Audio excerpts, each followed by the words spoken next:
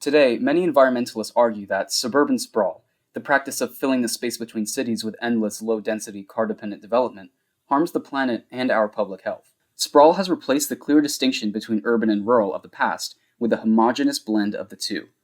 It destroys ecosystems, consumes farmland, and contributes to multiple diseases, from asthma caused by pollution to obesity caused by driving everywhere. The urbanist community has been advocating for a return to denser, walkable communities. This would bring multiple benefits, from reducing the physical human footprint on the planet, to reducing emissions from vehicles and infrastructure, and make everyone healthier by improving air quality and letting people be more active. Given this environmental and health-based argument against modern suburbia, it might surprise you that some of the first suburbanites were actually environmentalists. People like famous American architect Frederick Law Olmsted advocated for low-density neighborhoods located outside city centers to improve public health, give people better living conditions, separate housing from factories, and bring people closer to nature. But some of these advocates went a little farther and thought up perfect suburban utopias that could solve all the problems of modern society. They were part of what was called the Garden City movement, and its proponents argued that it would allow us to get the benefits of the modern city while getting none of the downsides. The first suburbs emerged in response to the deplorable conditions of cities at the end of the 19th century, but they would quickly transform from peaceful garden cities into asphalt prairies in just a few decades. The word suburb traces its origins all the way back to Rome, but the modern notion of a low-density town where people commute into the city for work and recreation is new. This is because transportation technology wasn't sophisticated enough to allow for consistent, fast commuting into and out of cities for most of human history. The first American suburb formed in New York City in 1814, after the steam ferry connected Manhattan Island to Brooklyn Heights across the East River. Later, the railroad and streetcar would allow suburbanization to spread farther from central cities. But while these suburbs offered city amenities in the countryside setting, they weren't without problems. Mainly, they were only for the middle or upper classes. They weren't much more than gated communities. Many, like Welwyn Park in New Jersey, 1 hour from New York City by train, surrounded the neighborhood with fences, gates, and rows of trees to wall out visitors from the city. In 1878, New York journalists were commenting on how the city center exclusively housed the very rich or the very poor, while the middle classes lived in the suburbs, a phenomenon that persists to this day. Many of these early suburbs were advertised based on their access to nature. Billed as an escape from the city while still in the city, they were an alternative to the wealthy's traditional country estates. The demand for this came from the growing idea in the upper middle class that cities were becoming uncivil and barbaric, and that society needed to return to traditional country living. These early suburbs included many other characteristics that we still have today, like curved streets, irregular lots, and restrictions on density to preserve rural character and keep out poor and minority residents. But while streetcar suburbs were growing out of major cities across the world, an ordinary, completely unknown London stenographer named Ebenezer Howard was formulating his idea for a utopian suburban experiment, the Garden City. Howard was born in 1850 into a rather unremarkable life. His parents were middle-class shopkeeper types, and he bounced between jobs clerking for most of his life. He was basically a nobody until he began advocating for the Garden City in 1898, at almost 50 years old. But why was Ebenezer Howard's suburban dream so different from those that existed before? Howard wanted more than a nice place to live for those who could afford it. He viewed the Garden City as a golden key to solve society's problems for the rich and the poor. This was because he and many others thought overcrowded cities were one of, if not the biggest cause of social issues. When discussing why Howard's idea was so revolutionary, Lewis Mumford, one of his most prominent followers, wrote this: "The Garden City is not a suburb, but the antithesis of a suburb. Not a mere rural retreat, but a more integrated foundation for an effective urban life. It was not meant to be a place where the wealthy can escape the city, but a new society where everyone benefits." To formulate his idea of a perfect society, Howard took inspiration from the many utopian schemes that came before him. The idea of a perfectly planned community had existed for centuries. Possibly the first planned utopia in this sense is Leonardo da Vinci's plan from the year 1490 to divide the Italian city of Milan into 10 satellite cities, limited by population to reduce overcrowding. Later in 1619, a German Lutheran theologian named Johann Valentin published Description of a Christian Republic, where the narrator is shipwrecked on an island, and after passing a moral examination, enters the walled utopia of Christianopolis. But the advent of the Industrial Revolution gave utopians greater fervor, as the divisions in society became starker than ever before. In the early 19th century, Welshman Robert Owen ran a successful factory at New Lanark in Scotland, on the principle of worker benefit at the expense of profit. Afterwards, in 1825, he purchased the town of Harmony, Indiana, and renamed it New Harmony to start a utopian experiment. Why the new? He planned to house 1,200 residents in a single superstructure that surrounded a large courtyard. It would be bounded by farmland and industry that the residents would work, making the city self-sufficient. Hopes aside, New Harmony would fail 2 years after its creation. A few decades later, in 1854, the most similar precursor to the Garden City was thought up by Robert Pemberton. He proposed 10 cities in New Zealand he called happy colonies, which were characteristically circular. Pemberton didn't choose this shape for any sort of rational reason, though, but because the sun, moon, and other things in nature are round, and because intersections stop motion, and motion is important for philosophical reasons. Another large influence for Ebenezer Howard was communitarianism, that emphasized small community ties, responsibilities, and self-government. While in the US as a young adult, Howard heard a prominent American spiritualist named Cora Richmond advocate to abandon the materialistic, dehumanizing, crowded cities of the modern age and return to the ideals of the early American Republic and small communities. Howard moved back to London in 1876 with his new communitarian mindset. During this time, many English radicals were advocating setting up home colonies to demonstrate utopian ideas on a smaller scale. One of their central focuses was the process of buying and selling land, which many thought was the root of society's problems and the cause of overcrowded cities. So many of the utopian planners from the century, including Ebenezer Howard, made cooperative ownership of land an essential component of their projects. By the 1890s, the home colony movement was becoming increasingly mainstream, which opened the door for Ebenezer Howard to introduce his panacea for all of society's problems, the Garden City. Howard laid out his ideas in the only book he ever published, in 1898, titled Tomorrow, A Peaceful Path to Real Reform, heavily revised and republished as Garden Cities of Tomorrow 4 years later. In it, he described how the Garden City was meant to be an alternative to rural and urban living. He portrayed big cities as a magnet, attracting people from the countryside with promise of work, services, and opportunity. He thought this magnet was so strong that it drew too many people into cities, leading to overcrowding, poverty, and disease. But Howard knew that you couldn't simply convince people to move back to the countryside and abandon all the urban amenities they had gotten used to. So he wanted to create a third magnet, the Garden City, that offered residents all the benefits of cities, close proximity to a lot of people, access to large institutions, etc., but without any of the downsides. It would allow them to live closer to nature in a more equitable system through cooperative ownership. The Garden City was meant to look like this: a circle. Okay, not really. Unlike Pemberton and his happy colonies, Howard didn't want them to be actual physical circles. It's just that he was neither an architect nor an urban planner.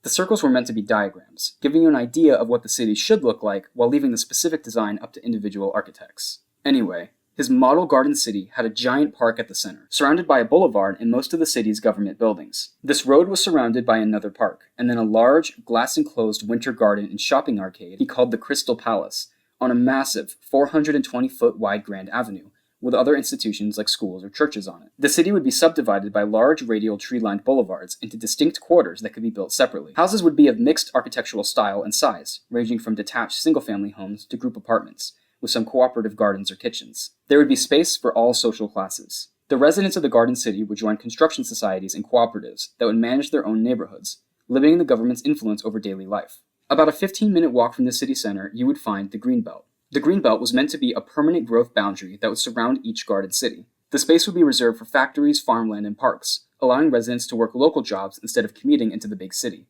just like Owen's New Harmony and many other earlier planned cities. A railroad line through the Greenbelt would connect residents to the old metropolis or other Garden Cities. Once a single city reached a certain population, construction would leapfrog over the Greenbelt to begin building an entirely different city, keeping population densities low and leaving large amounts of green space between urban areas.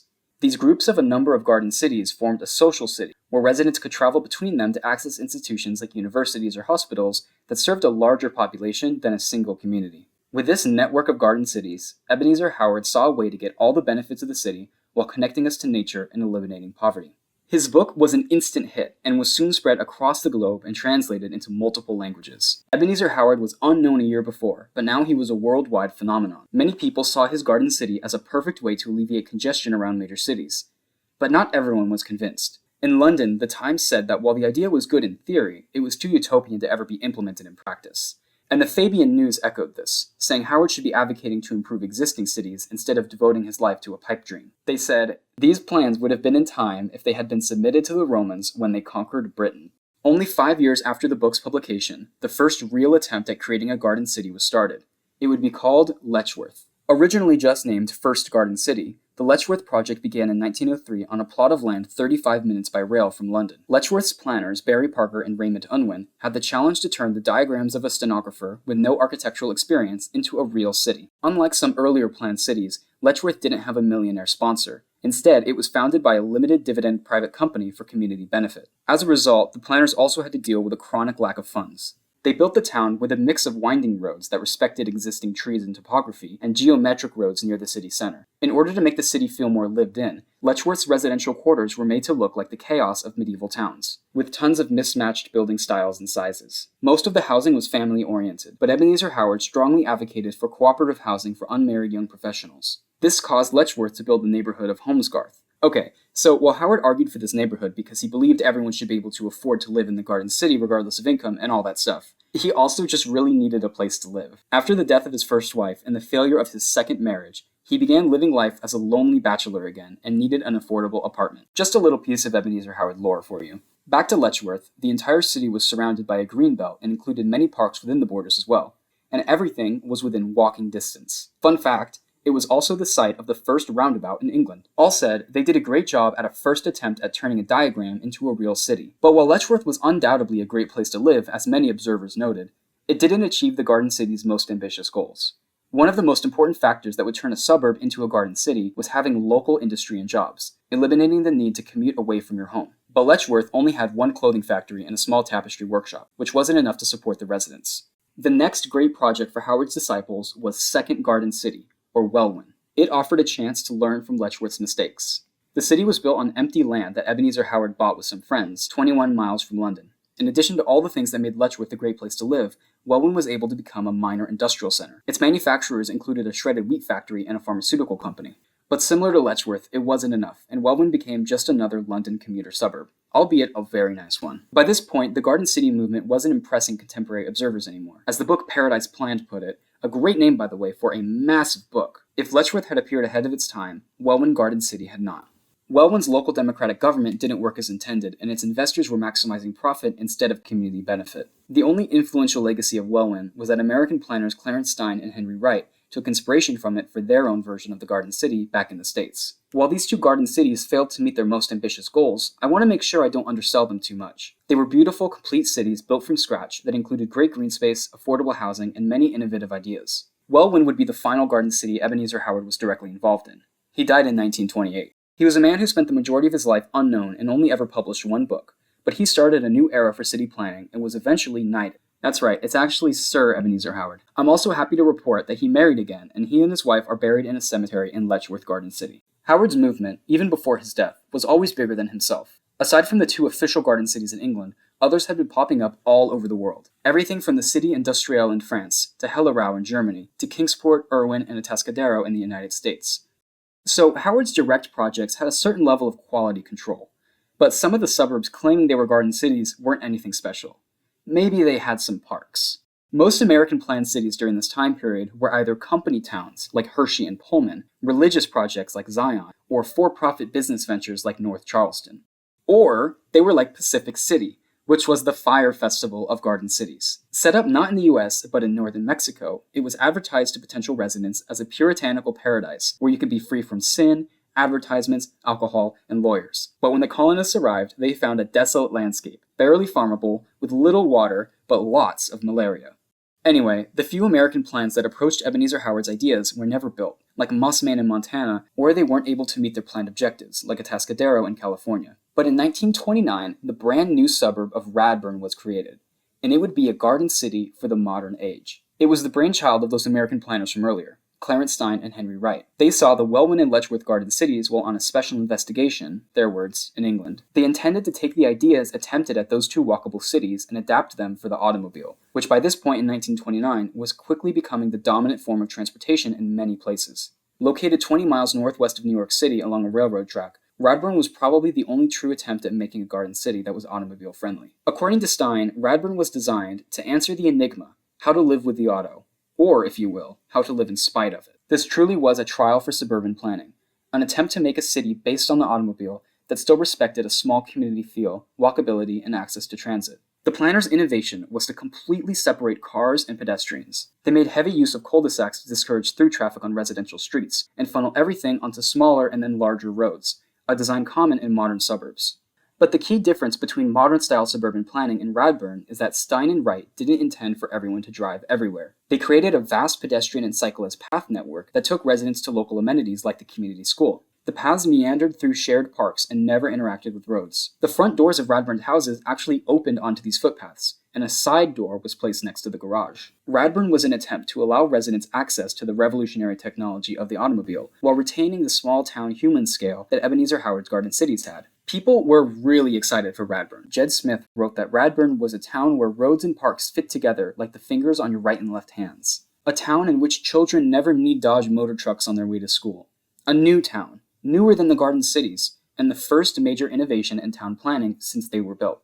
Sadly for Radburn, it was unsuccessful for numerous reasons. The most obvious was that 1929 was a terrible year to start a massive development project since it was right before the start of the Great Depression. The economic crash eventually halted all construction, and only 1.5 neighborhoods were completed. But even these didn't live up to expectations. Wright and Stein intended that the footpaths would become the primary access point to people's houses, but because cars were necessary to get anywhere outside of the city, the streets became the house's main entrance. This was a problem because, according to residents, the cul-de-sacs felt isolating and lonely.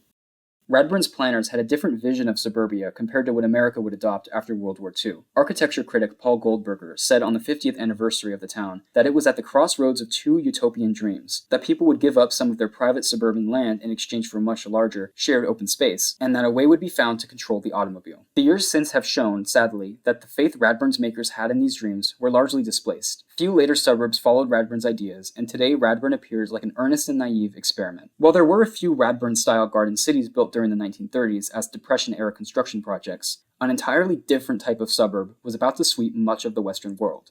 The type we still have today. The modern suburb was based on the principle of dispersing residents as much as possible on the back of the automobile. Many features of Ebenezer Howard's Garden City, such as a walkable scale and a recognizable community center, would be made impossible by the massive distances required by the car. What's interesting is that car-dependent suburbia was actually initially supported based on Garden City ideas. Swiss-French architect Le Corbusier said he was creating a vertical garden city when he proposed his plan to bulldoze much of Paris and turn it into a dystopian megaproject. And American architect Frank Lloyd Wright argued that car-dependent suburban sprawl was going to provide the benefits of both city and country, just like Ebenezer Howard wanted. But while Howard wanted to do this by creating pockets of urban living in a rural setting, with a clear distinction between the two, the new suburban planners wanted to do this by eliminating the distinction between city and country entirely, turning the entire continent into one massive, singular city. As Frank Lloyd Wright put it, the goal was to let the auto take the city to the country. By the end of World War II, garden cities had lost most of their relevance. Federally backed loans and cheap housing costs caused millions of Americans to move out of cities that had been run down by the Depression into new suburban homes. With this unprecedented demand, smaller development projects were shunned, and instead it became the norm to create massive suburbs with standardized architectural styles. This made the unique architectures of different garden city neighborhoods a thing of the past. Howard's garden cities weren't able to solve the problems of industrialized society, like many of their early proponents had hoped. It turned out that most suburbs that called themselves garden cities only used the name as marketing, or adopted one or two garden city concepts. None had significant community ownership, which was always supposed to be essential. Even the projects most directly related to Howard, like Letchworth and Welwyn, were unable to become true garden cities as intended. They went the way of the others and never made it past being dependent on a nearby city. And it's sad because the period between 1900 and 1940 offered a chance at creating truly healthy suburbs, but even the garden cities weren't able to reconcile with the automobile. One of the original garden city planners, Barry Parker, eventually himself became convinced in the American-style suburb when he tried to build Wythenshawe, the final garden city near Manchester in the 1930s. He built a large expressway through the center of it, which backfired when it was extended past the city and flooded it with through traffic. While the 1940s saw the end of the garden city's cultural peak, recently many of the urbanist movement have looked back to them. Maybe not as a utopian project, but as an example of a city where work, recreation, housing, and green space are all available at a walkable scale. Thanks for watching.